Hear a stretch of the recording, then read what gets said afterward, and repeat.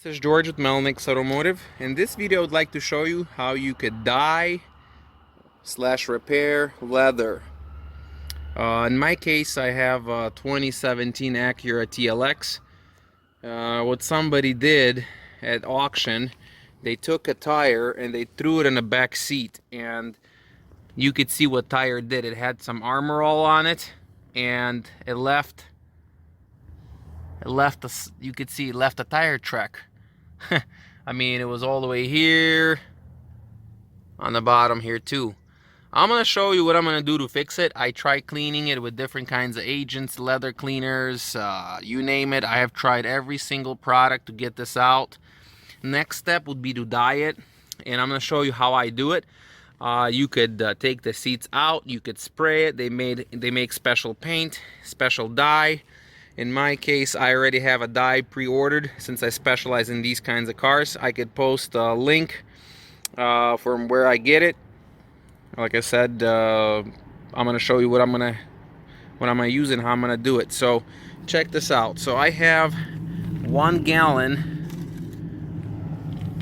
of classic leather dye, and this is the color right here. You could order on this website as much as you need. I order because I always work with Acura and Honda, Subaru, so I always run into the same colors. But you could order any color you want.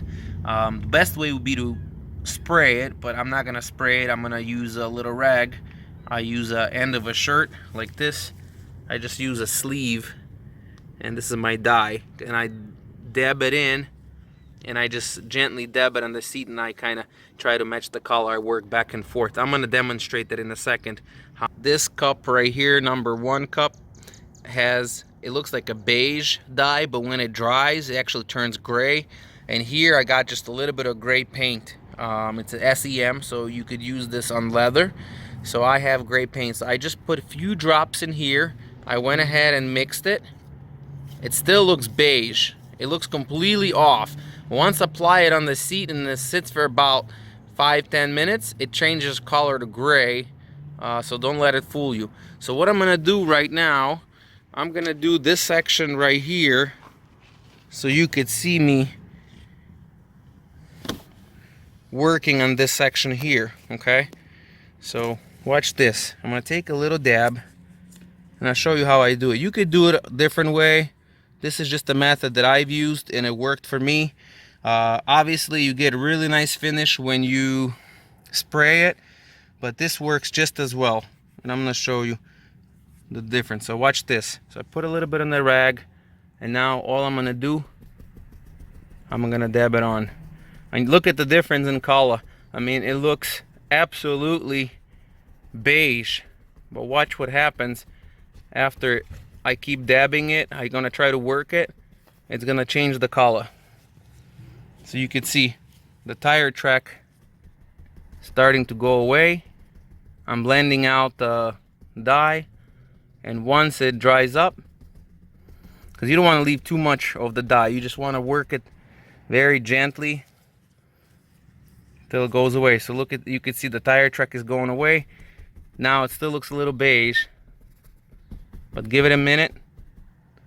Once this dries, we're gonna check back in about 5 minutes, and I'll show you the difference. See, this is the area where I have not worked on, and this is that area where I just did a repair. Take a look. Color matches perfectly fine, and this is what I still have to do. I have to fix this right here. And one little section on top, but other than that, you could take a look for yourself. The dye is available for a lot of manufacturers, but you could even use your own paint store. They can mix you a custom paint for leather and dye and stuff like that. This is a dye, so this is my final result. So I went from this to this in about 10-15 minutes of my time. Once again, thanks for watching. This was George with Melnix Automotive. Take care.